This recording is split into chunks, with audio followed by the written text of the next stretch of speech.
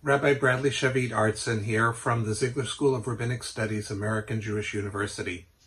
The holy day of Simchat Torah, the rejoicing in the law, has just ended, and yet again Jews step out of their holiday to the news that there has been an attack on the state of Israel. This time an attack of thousands of rockets launched by Hamas, apparently some attack from the north by Hezbollah as well.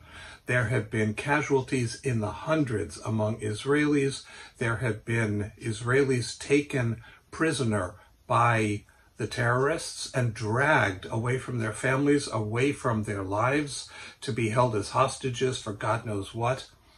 In all of this, the level of destruction and fear has been awful.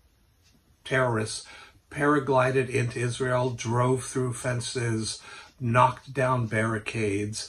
People who were civilians, elderly, women, children, the sick, were shot and gunned down in front of their homes in cold blood. Families were ripped apart and watched each other slaughtered.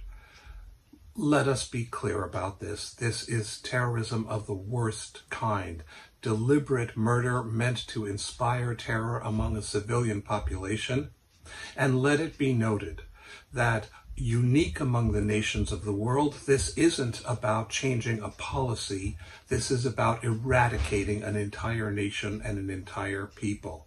It's perfectly reasonable to criticize a country's policies, some aspects of its choices, but to claim that you want to wipe out an entire nation is unprecedented and hints at the fact that this comes not from political issues, but from sheer anti-Semitic hatred and bigotry. And so the civilized world has to rally together, and that means all people of goodwill. The fact is, Israel and Israelis are not going away. The fact is that we will defend ourselves as we have to, and I now want to call upon you, Jews and non-Jews, from wherever you are, to speak out in support of the right of Israel to defend itself, in the interests to not vilify an entire people, neither all Palestinians nor all Israelis, but to be able to continue to reach out to people who actually desire peace and coexistence.